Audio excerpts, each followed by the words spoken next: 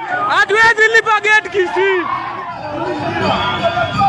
Maiga yechibura buru konyara kabachiko ene kibwa asegeti kia Gusii Stadium bono nigo ekiombekeria getenerete nkoyo imeyense ya Kenya wetera ase omonyakero gobo Harold Ndege nigo kianyare kabage kukikiria chibura buru icho kianyare takabachiko ene kibwa ase egeti kia Gusii Stadium ekero egosori egati ya Shabana na Gor Mahia yanyare takabage ko ene kibwa ase egeti ekyo kia Gusii Stadium. Football Kenya Federation is deeply concerned by the unfortunate incidents of violence that occurred during the FKF Premier League match between Shabana FC and Gor Mahia FC at the Gusii Stadium on Sunday, the 5th of March 2025.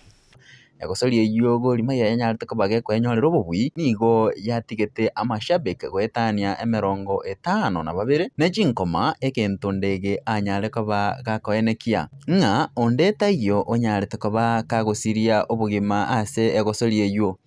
According to the latest reports from both the police and hospitals, there were no fatalities.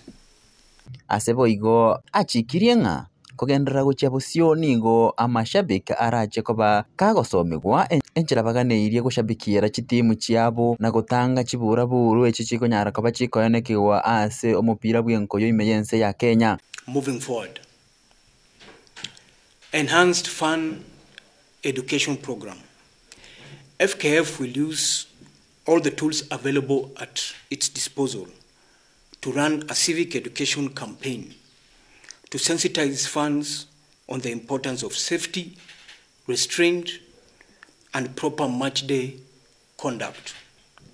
Oigo ase ekiombekeria FKF kerache konyara kabage kubwaterana amone timu elie kwarigania egosori enene buna elia ya Mashemeji Derby, Nyanza Derby amona inko Derby elio hokoenekia nga ngotanga bali chibura buru chiria chikonyara kaba chikoenekigwa ase chigosori echo ase boigo barachi konyara kaba bakubwaterana na abanyanyimbo buna enchire yemo yogokeania chibura buru ase ebiti ao. We are in the process of drafting an official security policy for match day security, which will guide the management of security across all league matches in the country.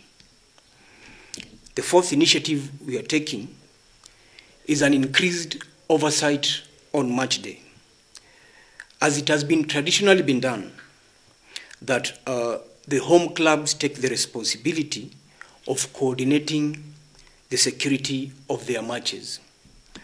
When it comes to coordinating the high-risk matches, FKF will take responsibility to supervise the arrangements of the security for those particular matches to ensure consistency and professionalism. Boigo ase atebanga nigo ebiti ao birache konyara koba bikolingoli gwakerea engaki elio koenekia nga mbire ase ebirengo biria biganeirie. The fifth initiative we are taking is stadium inspection and licensing compliance.